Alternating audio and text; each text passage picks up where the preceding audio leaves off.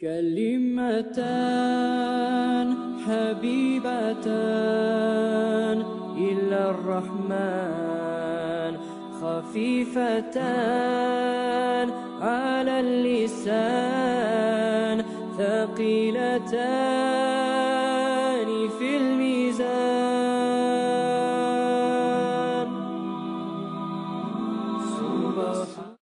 أعوذ بالله من الشيطان الرجيم. بسم الله الرحمن الرحيم. الحمد لله رب العالمين والعاقبة للمتقين ولا عدوان إلا على الظالمين وأعوذ بالله من شرور أنفسنا ومن سيئات أعمالنا من يهدي الله فلا مضل له ومن يضلل فلا هادي له وأشهد أن لا إله إلا الله وحده لا شريك له وأشهد أن محمدا عبده ورسوله صلى الله عليه وسلم. Chers frères, chères sœurs, la louange appartient à Allah Azza wa Jal. Nous le louons et nous implorons son aide et son pardon. C'est auprès d'Allah que nous cherchons la protection contre les maux de nos âmes et contre les méfaits de nos actions. Celui qu'Allah guide, nul ne peut l'égarer, et quant à celui qu'Allah égare, nul ne pourra jamais le guider. J'atteste enfin qu'il n'y a d'autre divinité digne d'être adorée si ce n'est Allah Azza wa Jal, l'unique sans associé, et que Mohammed sallallahu alayhi wa sallam, paix et bénédiction soient sur lui, et son serviteur et son messager. Ahibbati fillah, mes chers frères et mes chères sœurs, bien-aimés Allah Azza wa Jal, bienvenue dans ce nouveau rappel, ce nouvel épisode de Sagesse de la foi, durant lequel je voudrais apporter un modeste éclaircissement sur la question du deuil, puisque c'est un sujet qui touche bien évidemment au quotidien les croyants et croyantes que nous sommes, et en l'occurrence dénombrer et dénoncer à travers bien évidemment des preuves authentiques issues du Coran et de la Sunna, des comportements qui sont tout à fait condamnables et qui sont tout à fait, qui sont tout à fait préjudiciables aux défunts. Lors de la mort, comme vous le savez, malheureusement dans un bon nombre de villes, que ce soit dans les pays musulmans, dans les pays non musulmans d'ailleurs, malheureusement, il y a un certain nombre de comportements qui sont véritablement catastrophiques lors de l'annonce du décès de quelqu'un. Et parmi ces traditions qu'on remarque, le fait que les gens se réunissent, et notamment, je dis bien notamment, mais il n'y a pas que chez elles, même si c'est un phénomène qui est un peu plus majoritaire, largement plus majoritaire chez les femmes, tout ce qui est relatif aux lamentations, aux cris, lors de l'annonce de la mort, les lamentations, les cris, les exagérations dans les pleurs, même pour des personnes qui ne connaissent même pas le ou la défunte. Et on assiste parfois malheureusement à des scènes qui sont inacceptables, qui ne sont même pas acceptées par la famille. C'est-à-dire que la famille, vous les trouvez parfois dans une posture tout à fait islamique, mashallah. Ils acceptent la mort, ils remercient Allah Azza wa Jal, ils lisent le Coran, ils remercient Allah Azza wa Jal dans tous les cas. Et vous trouvez des étrangers, c'est-à-dire des voisins, des gens qui ne connaissent même pas le mort ou la morte, et qui commencent à crier, à demander à voir le corps, à vouloir toucher le corps, etc. Et ça, ce sont des choses qui sont totalement condamnables par la législation musulmane et pour lesquelles il faut absolument que la famille du défunt ou de la défunte puisse être véritablement protecteur.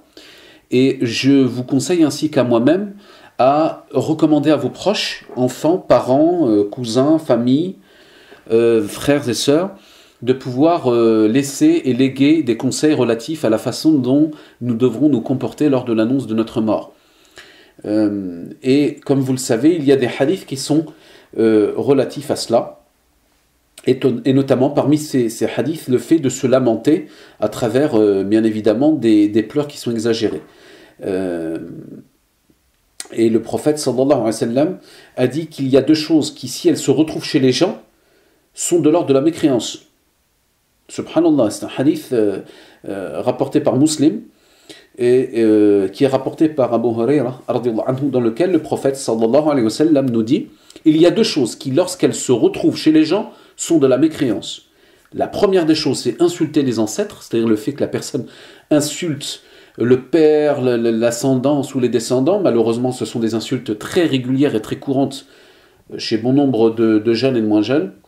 Et la deuxième des choses, dans le hadith, il dit insulter les ancêtres et se lamenter sur le mort. Se lamenter, bien évidemment, ce que ça signifie, se lamenter sans limite, avec une exagération dans le comportement, dans le deuil et dans les pleurs et les lamentations.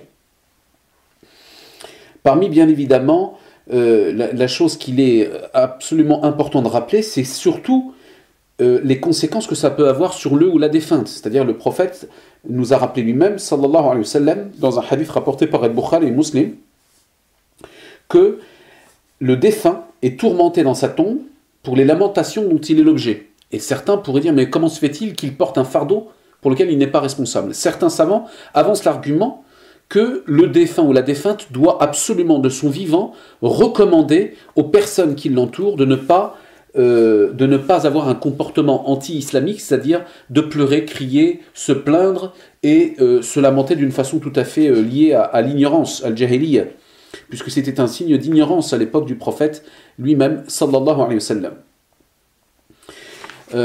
Et ce qui est important, bien évidemment, de rappeler, c'est que parmi les choses qui sont interdites, le fait, lui-même, nous allons le rappeler par les hadiths, il est interdit de se frapper les joues ou de se déchirer les vêtements. Et ça, vous le voyez chez des femmes parfois, Allah hafaz, qu'Allah nous en préserve, des comportements qui sont de cet ordre-là. C'est-à-dire que les gens se frappent le visage, se déchirent les vêtements. Et le prophète, sallallahu alayhi wa sallam, a dit, n'est pas des nôtres, celui qui se frappe les joues, déchire ses vêtements et se lamente comme au temps de la jahiliya, c'est-à-dire comme au temps de l'ignorance, de la période qui a précédé l'apparition et l'arrivée de l'islam. C'est un hadith qui est rapporté par Bukhari et Muslim.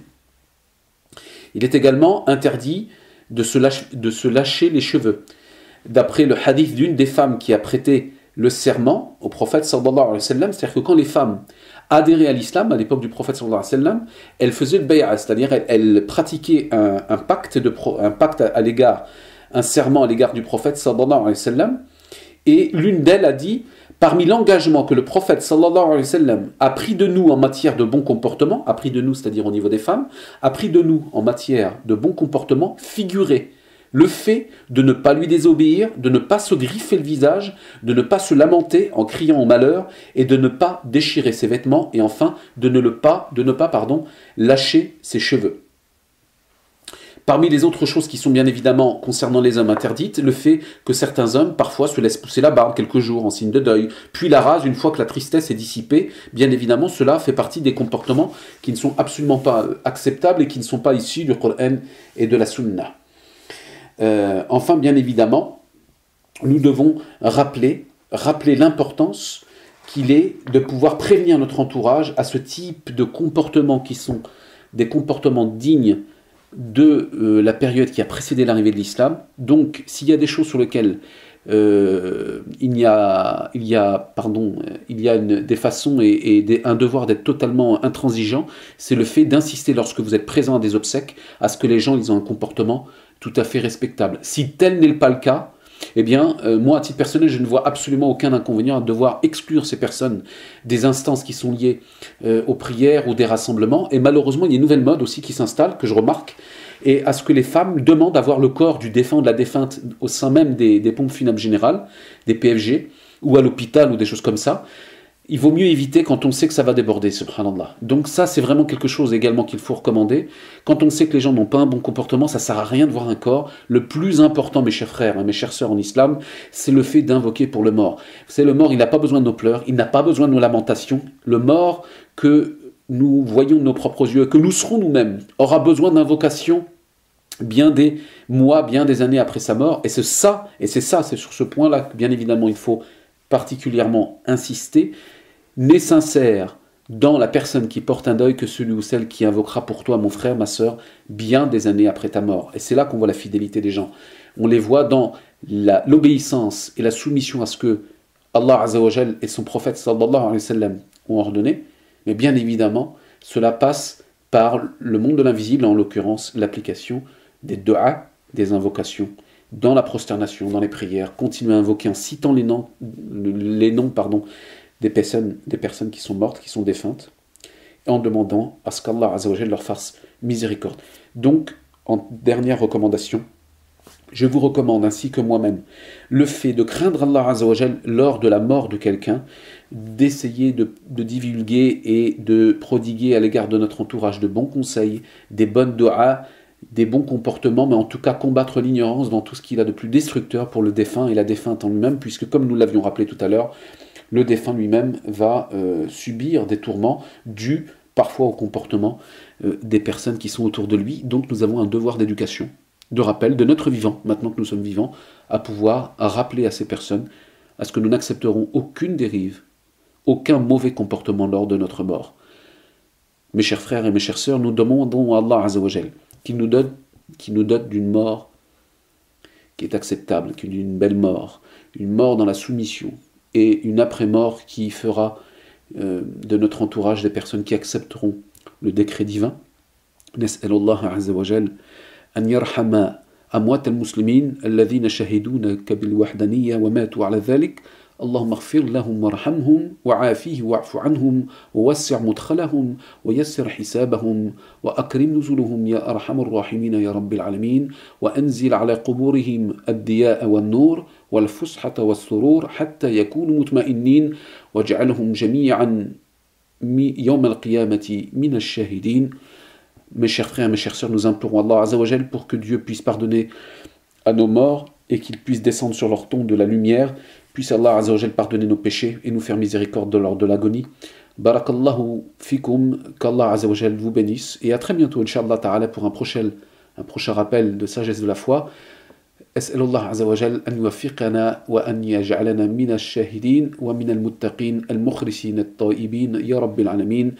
وصل اللهم وسلم وبارك على خاتم الأنبياء والمرسلين محمد صلى الله عليه وسلم وعلى آله وصحبه أجمعين. سبحان ربك رب العزة عما يصفون والسلام على المرسلين والحمد لله رب العالمين.